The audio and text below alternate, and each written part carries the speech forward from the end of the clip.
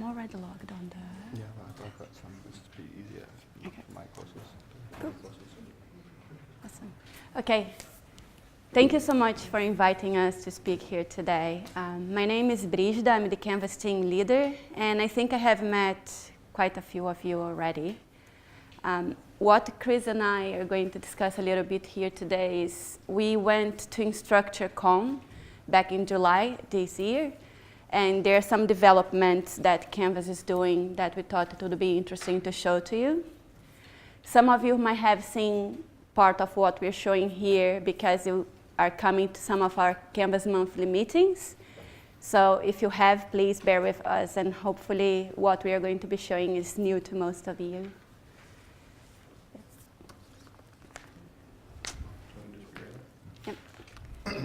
So some of you may have known in the past some of the issues that Figueira has had with larger course sizes, especially the 800 plus, I think. They weren't loading the submissions. At InstructureCon, Canvas, Instructure expressed to us how adamant they were they're going to fix everything. And they have made good on at least some of their promises there. So Figueira, they've upgraded Figueira to be able to load up to 1,500 submissions relatively quickly. Still not instantaneous, but because it's loading so many submissions, it does take a little bit of time. As well as they've added in they've added a timeout. So in the past, if you tried to load too many submissions, you would just get the spinning cogwheel, and it wouldn't actually go anywhere, and it stopped working in the back end, but it would still show the cogwheel. So they've added an error message in there. So if it stopped working, you're not going to get your hopes up. Yeah, and that's something that has just started. So if you do have a course which has more than 1,200 students and you are trying to download or upload their submissions and see on the speed grader what's going on, and that message doesn't come within, let's say, a minute, just send a message to staff service at auckland.ac.nz and let us know, because we are trying to track that and contact Instructure and provide them with feedback on what we are seeing here at the university. While at InstructureCon, I did meet with some people from some of the universities, the big universities in the United States, and we met all together with people from Instructure who are making these developments in SpeedGrader, and that's something that they requested. If we can send them feedback on courses who are not loading on SpeedGrader. So yeah, any feedback would be much appreciated. One of the other things that they showed us at InstructureCon was the blueprint courses, which has been talked about for a little while, and is still currently in beta. So it's a beta feature that, so there's everything I can show you here potentially could be different at some point, but we'll show you anyway. So the way it works is you set up a blueprint course and link other courses to that blueprint course.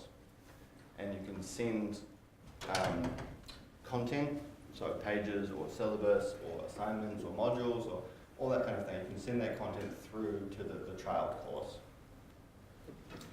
So I've set up some examples of what that would look like, just so you can see. So this is a blueprint course, so I can create as much as I want in this blueprint course and then send that information to a course further down the line. So that's good because if you want some consistency at a school level maybe, you can set up pages that you want all your courses to have, or maybe a template, something like that, for all the courses to have, and then send that through to all the courses in your school or your faculty or your department. The way it works is, let's say I've created a important dates page, just copy pasted from the university website, and I want it to be a blueprint course. So a blueprint page. So at the moment, not a blueprint page, I just need to click on this and it becomes a blueprint page. Now, any of the courses that I've associated this course with will now have that page. And that's a live feed, so that can happen partway through the course if for whatever reason you need to do that, or we can do it just at the beginning of the semester. So you can see that I've just associated one course with this.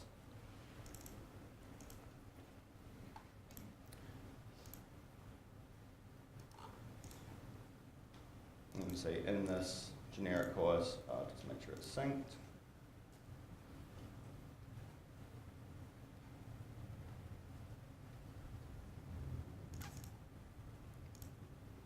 Now you can see in this generic course, the blueprint has been sent through.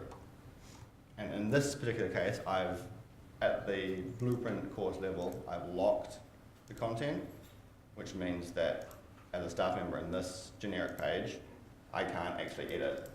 This has been locked. So I can't change the content, can't delete it, I can't remove it from students. So the students can't see it or anything like that. That's an option in the blueprint course. I can choose what content I'm merely suggesting staff have and what content is a mandatory page or something like that. Now, we are still working out what kind of, who would be able to create blueprint courses, who would be able to edit them, who would be able to push them out. So there's no, there's no rules for that yet. Obviously you can see here that I can lock specific content. So I can lock all the pages that I sent through or lock all the assignments that I sent through. Now, some of the limitations for the blueprint courses is it is one blueprint course associated with many child courses. Now, those child courses can't be blueprint courses themselves, and which means you can't have a hierarchical structure.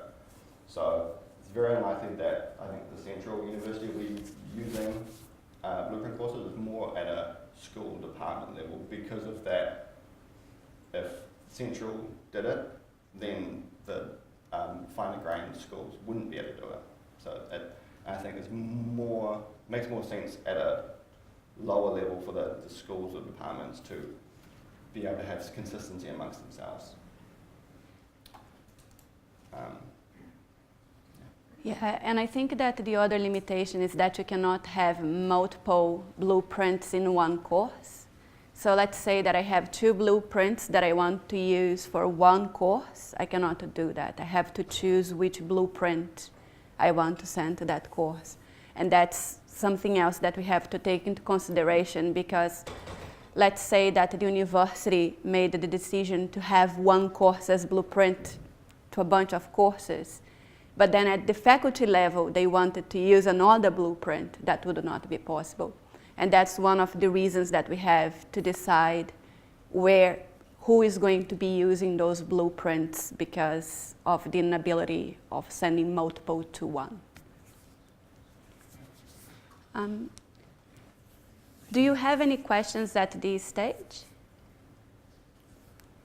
that blueprint only for when course created, or later next user can update or change different blueprints? Yeah, so any changes that are made to the blueprint are going to actually show on their child courses. So let's say that I have decided to add a page to my blueprint based on feedback that I have received from the people that are working with the courses. If I add those pages, all courses that are associated with that blueprint are going to see the changes that I have made. So yeah, it kind of feedbacks into the courses that they are associated with. And it doesn't matter how old the course you're associating is with. So for instance, in this blueprint course, I could go and associate with a semester 1 course from last year and then push all this content into this course which has gone and concluded. So let's say you've missed a course when you were set up, when you were associating, and then you realize partway through semester, you can still associate it and then push content through them. The content that gets pushed through won't override what is in there. What is already in there. And it is smart enough to know if you've pushed a page through and you've allowed the staff member to edit it, and they edit it, and then on your end, you make an edit on your blueprint page, it won't override their edited page. Yeah. Can I ask, so you're talking about blueprint course and blueprint pages, right? The two different things. Not necessarily, because the page is inside of the course. But So- you can also set up a blueprint course as well. You can only set up a blueprint course. The page is inside of the course. Okay. I'm just thinking, for example, AI courses that we are managed every year we roll out, Uh-huh. and we have to set up kind of 20 different courses. So are we able to use blueprint course and just set up their way? Yep. And good use of it? Yeah, I think so, yes. That would be a good use of it. So Yeah. if you're setting up the same course 20 times, Yeah. you just set it up once and associate those 20 courses with the blueprint course, Yeah. That'd be wonderful. and all the content will just flow through. Yeah. Thank you. Cool. The reason that I might have misunderstood, I'll explain to you, is because we have the commons in Canvas, which is, oh, I don't have commons in here, of course. So we have the commons, where you can share a lot of information from Canvas. So you can share a course to commons, you can share pages to commons, you can share quizzes, different parts of a course can be shared in the commons or brought into your course. It's different with blueprint courses. It's just the whole course. You don't have the option of separate information. And in the commons, it's not a live link. So it's you take something from the commons, and then if they change the source, you don't get the new version. You've still got the old version. But in the blueprint, if you change the blueprint course, it will push through and sync the changes with the course that's already associated with it. Yeah. So I'll show a little bit about the gradebook enhancements. So I'm not sure if you have heard about the gradebook is going to change from now to mid next year. So basically Canvas has divided the work that they are doing in 3 different stages. They have called phase 0.5, phase 1, and phase 2. Phase 0.5 is basically a time that they have invited universities to provide feedback and participate in focus groups based on what they are doing. And we requested to be part of these groups, and currently, if any of you want to experiment with the new gradebook in the test environment, you can. So you basically, at this stage, can go back and forth between versions of the gradebook. So we have the ability to enable that for you if you want to have a look yourself later, but I'll give you a quick show of what we currently have. So that looks like the new gradebook. It's quite different from the previous one when you look quickly. So the first thing that I wanted to show you is the different types of identities that you can have showing the gradebook. Something that we have requested time and time again is to have the student's ID number to show up on the gradebook, and that currently doesn't exist. So in here, you would be able to, for example, have secondary ID, system ID, and the student ID number would be showing on the gradebook, which I think it's excellent from what we have requested. Let's say that I want to see a student's grade and associated that for a particular assignment. If I click on a cell, it shows me exactly which student and which assignment, so you don't get lost on the gradebook, you know exactly where you are looking. In here, you can have still individual view and the grade history. As you might know, the gradebook, the grade history in Canvas is not optimal. You only have 6,000 data points. They are working towards to being unlimited, and that's something else that was brought up by us, and they are really happy to present. You can arrange your grade book based on assignment name, due date, points, modules. You can filter the grade book by assignment group. So let's say that I want to see only the assignments which are in one particular assignment group. Sorry.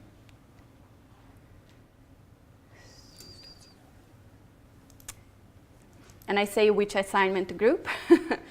So let's go with test, and then there's nothing there for test or exam and test. And that would filter. It's not filtering. Okay, so if you go and go assignments. So this is a badly set up example course. All the assignments are in one group.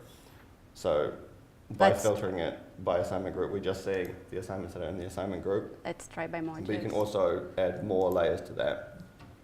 So there's no published courses and there's no published assignments and modules either, apparently.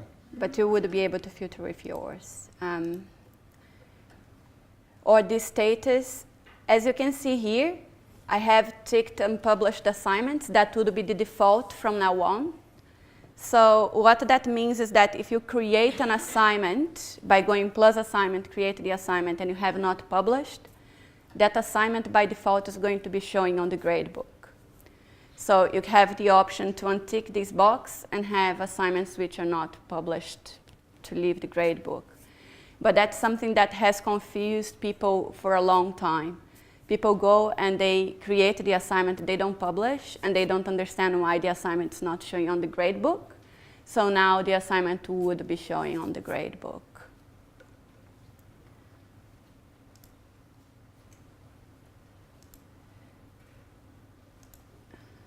So you can also change and adapt all the status that you have for a course. You can change the colors in here and use however that works for you. And there are a couple of things that are coming. So for example, with late policies. So currently Canvas allows the students to submit after the due date, and there are no penalties applied to the assignments that are submitted late. That's something that they are working on. So if a student submits, let's say, 24 hours late, they could have a penalty applied, and then if they submit a week late, they would have another penalty applied. So that's something that they are working on as well. I have brought one pager, so I'm going to leave that here. So if you want to read a little bit more about all these developments, you can have a look as well. But I would really consider contacting either me or staff service and asking to have the new gradebook applied to your course in the test environment.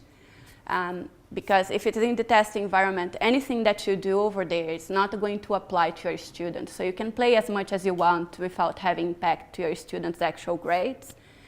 And provide us with some feedback on what you think could change, what you would like to see more.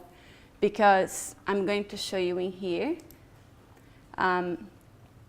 We have ideas and priorities that are currently being developed by Canvas. These ones is the quiz.next that I'm going to be talking shortly.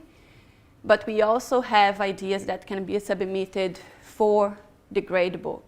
So if there's anything that you want to see and that it's not currently on their roadmap because they haven't thought about it, you can submit those ideas. And if you submit an idea and you want more people to vote for them, just let me know and I can kind of advertise the idea to get both people at the University of Auckland and in the Australasia and around the world voting for it, so it can actually happen. One of the other changes in the gradebook, which might seem like a small change, but is a great quality of life for people who work with spreadsheets quite regularly, is they've added proper keyboard shortcuts to move around the spreadsheet, which in the past has been quite lacking. And yeah, it's a small one, but it's a great quality of life change, especially when I've heard of people who've tried to put marks in, and they've sure to put the marks in, but they're just not saving because the keyboard shortcuts they're using aren't what the gradebook wants. But they've changed it, so these are all quite good now. Yeah. And one feedback that we are already providing to instructor is that I got here and I said, so you can actually see the student's ID number quite quickly. But if you just look at the gradebook, would you assume that if you hover over, you can see the 3 dots in here and then you have to click to be able to go there? Like, it's not obvious. So we have provided them with feedback that maybe this can be a permanent feature, like the 3 dots, so you know there's something there that you can go and click and see it. Otherwise, how are you supposed to know? So that kind of feedback, even something small, can be useful to the larger community. And the other thing that we forgot to mention is you can now move columns. So you can click and drag. So let's say you wanted the total next to the student name for whatever reason. You can move that. So now the total column shows here, and you can move the assignments around for whatever assignment is your preference. If you do that, Yeah. will that be reflected in your export or not? No, at the moment, because it's just the 0.5 phase, the export is exactly the same as the. Put that as a wish list item? Yes, so I have to check if there is an idea already in place for that, because I have to be honest, I am not sure. At InstructureCon, they said that they are working on the import and export, and that's something that they are going to look at the phase 2. So everything that was about the phase 2, they were like, please go and submit features. So I'll have a look and I'll let you know about that. Maybe if I send an email to Anton or Susan, once I find information, we can share with whoever was here today or something like that about that feature. When you move a column, will that stay your setup? So when you go out of gradebook and back in again, will it be still the total at the front? Yes, so everything that you do at the moment stays, including filtering, I think. So let's say, like I was saying that I could filter by module.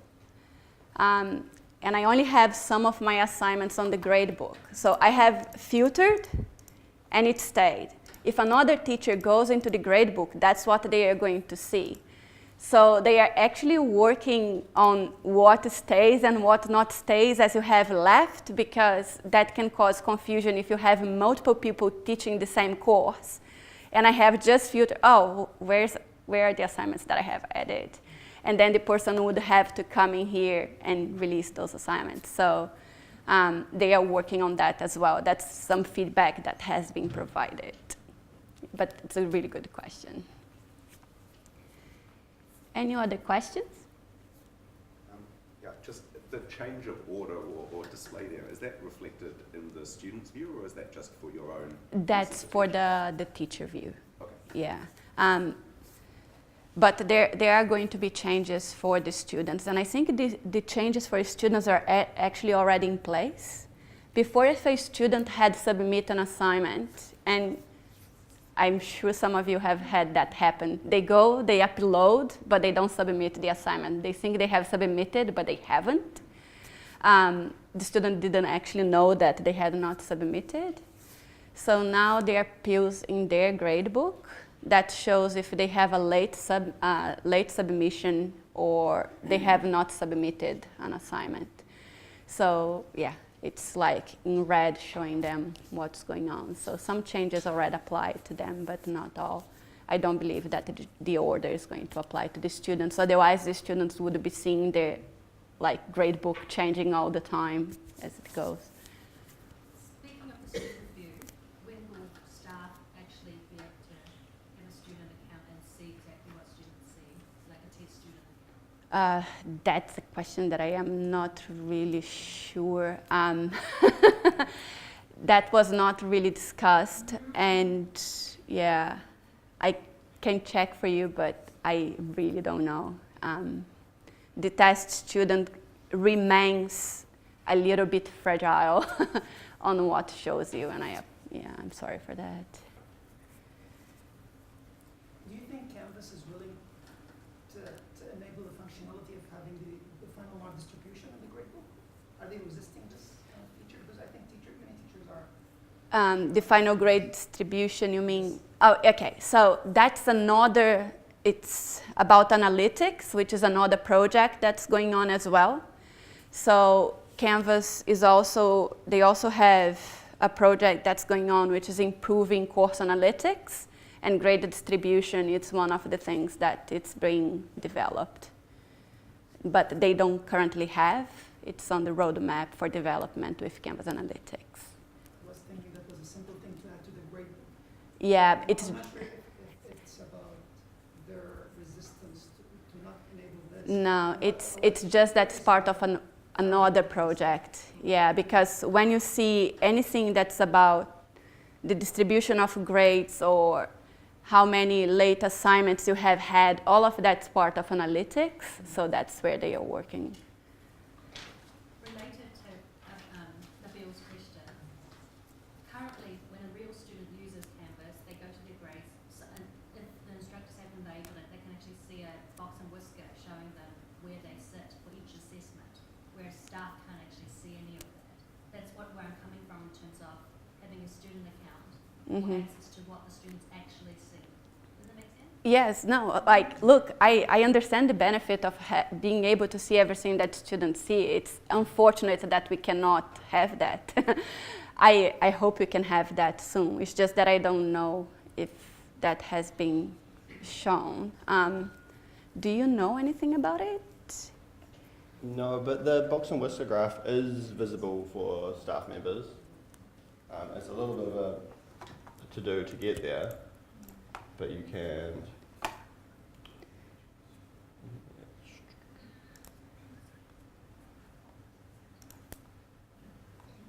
Oh, it won't show here because there's no other graded assignments, so there's no box and whisker graph.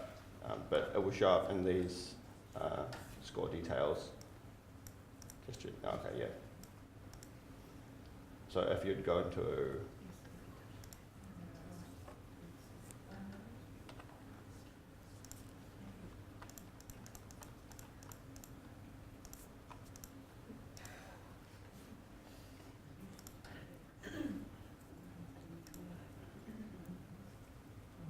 so that's the box and whisker graph that the student would see. But there is work happening to get that proper nice distribution, because we understand that box and whisker graphs, while useful, are not as easy at a glance as opposed to a nice distribution curve. And because we are running out of time, I'll just talk briefly about quizzes.next. So quizzes.next is what they are developing to be a new quizzes engine in Canvas.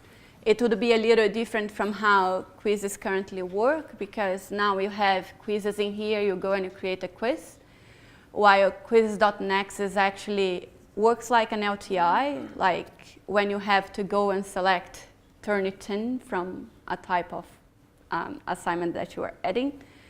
That's kind of how it would work, but it will allow for a lot more than quizzes currently does. So some of the things that they would actually do and that are interesting that are coming is, for example, honor code. So the student has to agree to something before they move to the next step.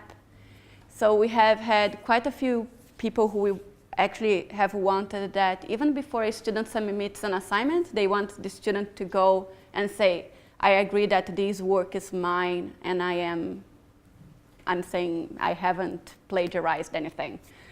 And then they can go and submit an assignment. So some of these things are coming up. But it would look very different from what it currently does. At InstructureCon, what they showed was more on look how beautiful it's going to look, which, of course, it's what you do when you're trying to sell something. But there are very interesting features that are going to come up. For example, area. So what they show, for example, was a map of the United States, and the student had to click on the states which have a particular law. So you can have an area that is going to be selected for the students to click on the right thing. Yeah, so there's a lot that's coming up. The timeline that we have put in here is what Instructure has provided us at the moment. So if anything changes, we are trying to keep the community updated via our website. So the website is here at the bottom, which is canvas.ac.nz. Everything that comes up on that website under news, I send with the newsletters every fortnight. If you're not receiving the newsletter and you want to receive it, just send me an email and I can add you to the subscription list. But yeah, any changes, and I'll let the community know by sending that with the newsletters. So do you have any more questions? We do have a couple of minutes. Last year went to the conference talking about learning outcomes a lot. What happened to them? Any progress? Yeah, so learning outcomes is actually something that's related to quizzes.next. Something that we cannot do at the moment is to associate a learning outcome to a particular question in a quiz. So if you want to associate learning outcomes with a quiz, you have to associate it with the whole quiz. You cannot separate different learning outcomes for different questions. And that's something that quizzes.next is going to allow. They are also working on the mastery gradebook and learning outcomes, but that was not something that I necessarily focused on this year. I don't think there's much that has changed from last year to now. But what happened if assignment, not just quiz, also essays, exam? How do you link into learning outcomes? By using the rubrics. Yes, so the way that Canvas works with outcomes is by using rubrics and outcomes. They are associated. So if you want to associate outcomes with a particular assignment, you have to make that outcome part of the rubric of the assignment. Last year, you said they're going to develop a new way to associate with the learning outcome with a rubric. That's already working. That already works. That's already done. You mean in place? Yeah. Okay, look at it. Yeah. Yeah, so if you come to outcomes, you can actually find outcomes if there are outcomes in your account, or you can create the outcomes yourself. And then when you go to your assignment and you create a rubric for a particular assignment, you say that you want to add the outcomes to your rubric. Yeah. So that's in place. What was missing was really, we are going to get a red card soon, people. So it was really, you can associate the outcomes only with the whole quiz. You cannot associate with the different questions, and that's going to change. Okay. Well, thank you.